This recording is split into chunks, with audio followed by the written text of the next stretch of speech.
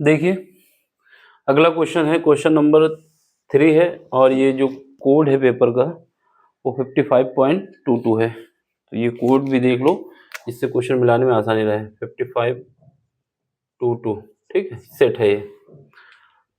इसमें क्या है, हमारे पास मैग्नेटिक फील्ड दिया गया है और टाइम दिया गया है। इनमें रिलेशन बताई गई है कि 0 से लेके t तक क्या मैग्नेटिक फील्ड में चेंज आ रहा है, फिर उसका t से लेके 2t तक मैग्नेटिक फील्ड में क्या चेंज आया, और 2t से 3t तक क्या मैग्नेटिक फील्ड में चेंज आया।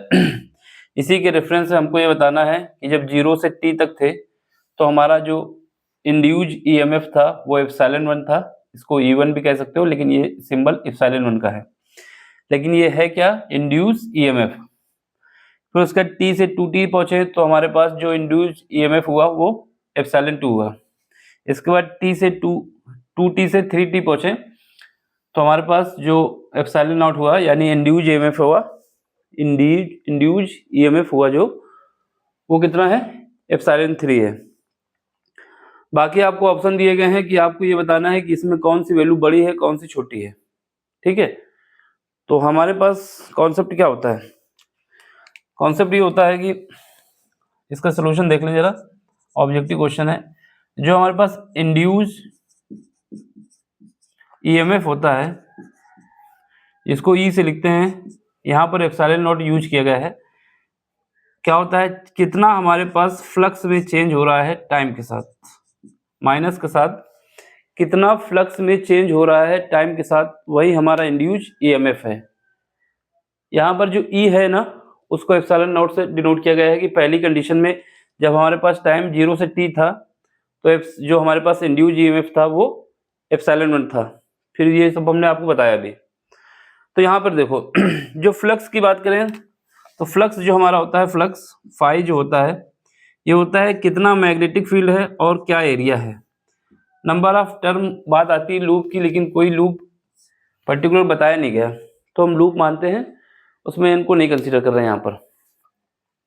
ये हमारा क्या है, कोई लूप होगी, अगर मान लेते हैं ये पेन ही हमारा है मार्कर, तो यहाँ मैग्नेटिक फील्ड और ये एरिया, ये लूप जो है जब इसमें मूव करेगी तो उसका एरिया तो चेंज होने वाला नहीं है, क्योंकि लूप सेम है, एक ही लूप को घुमाया जा रहा है इसमें। तो चेंज क्या होगा, चेंज होगा मैग्नेटिक फील्ड, है ना। एरिया चेंज होगा नहीं, मैग्नेटिक फील्ड चेंज होगा।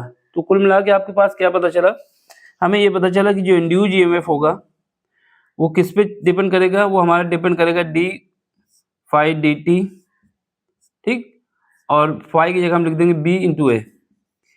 एरिया हमारा कांस्टेंट होगा क्योंकि लूप एक ही है, कोई दूसरी चेंज नहीं हुई है।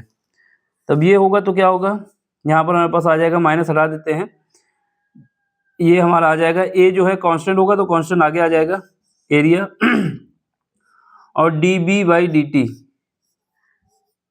और ये जो ग्राफ हमें दिया गया है मैग्नेटिक फील्ड और टाइम पे ही दिया गया है, इसका मतलब हम ये कह सकते हैं कि जो हमारे पास इंड्यूस्ड ईएमएफ है वो कितना मैग्नेटिक फील्ड टाइम के साथ चेंज हो रहा है उसके डायरेक्टली प्रोपोर्शनल है। क्या बात समझ में आई, कितना मैग्नेटिक फील्ड चेंज हो रहा है टाइम के साथ उसके डायरेक्टली प्रोपोर्शनल है। अब देखो ऑप्शन पे आओ। तो यहाँ पर देखो, यहाँ पर हमारा मैग्नेटिक फील्ड 0 से स्टार्ट हुआ जब यहाँ पर मैग्नेटिक फील्ड था, ये क्योंकि मैग्नेटिक फील्ड को बता रहा ना, फिर ये बढ़ते बढ़ते बढ़ते बढ़ते यहाँ पहुँच गया।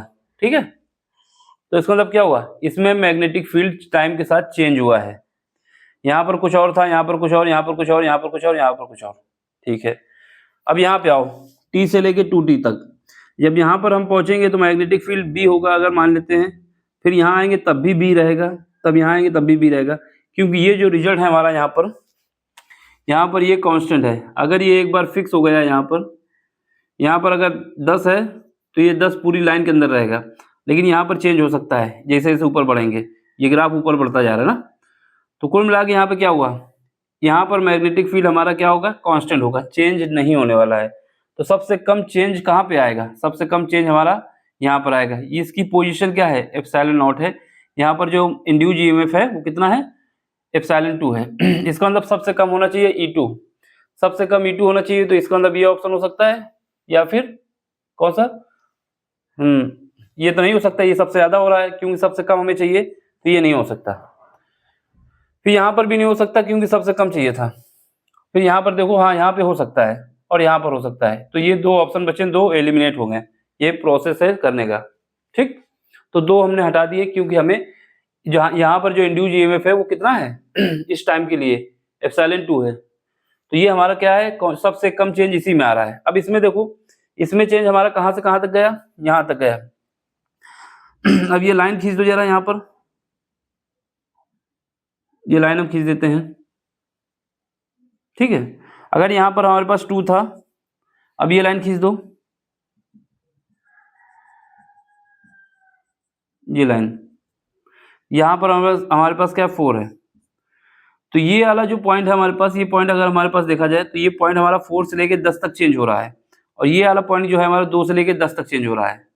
तो सबसे ज़्यादा चेंज किस में आ रहा है, जो इस पोजीशन पे है, और यहाँ का जो इंड्यूस ईएमएफ है वो E1 है, सॉरी एप्सिलॉन नॉट है। तो सबसे ज़्यादा हमारा E नॉट होना चाहिए। तो ऑप्शन तो हमारा यहाँ पर लग जाएगा डी, ठीक है, समझ गए ना, एलिमिनेट करके। अब यहाँ का जो है, यहाँ का क्या है, एप्सिलॉन 3 है। तो जो सीक्वेंस बना हमारा क्या बना, सबसे ज्यादा हमारा एप्सिलॉन 1 पे होगा, किस पे होगा, एप्सिलॉन 1 पे, नीचे लिख देते हैं। सबसे ज्यादा हमारा एप्सिलॉन 1 होगा इंड्यूस ईएमएफ पहली पोजीशन में, दूसरा क्या होगा एप्सिलॉन 3 होगा, और लास्ट होगा एप्सिलॉन 2। ये हमारे इंड्यूस ईएमएफ है, यानी सबसे ज्यादा हमारा ईएमएफ जो होगा इंड्यूस कितना होगा, 0 से T होगा, किसके लिए, E1 के लिए, एप्सिलॉन 1 के लिए, फिर एप्सिलॉन 3, फिर एप्सिलॉन 2। ये है प्रोसेस करने का, ठीक है।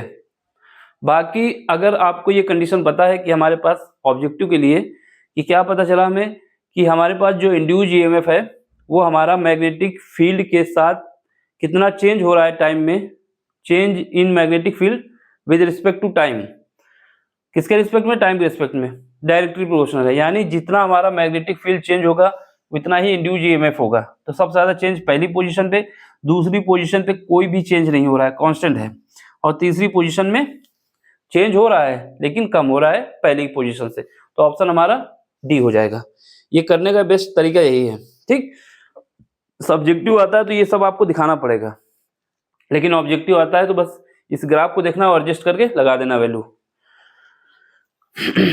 सिंपल क्वेश्चन है, ज्यादा कुछ नहीं, लेकिन समझाने के लिए थोड़ा बोलना पड़ता है। अब आपको समझ में आया तो लाइक करें, शेयर करें और सब्सक्राइब करें, और अपना सपोर्ट दें जिससे हम इसको आगे कंटिन्यू करते रहें, ठीक है। अब मिलते हैं अगले लेक्चर में अगले क्वेश्चन के साथ। Thank you for watching.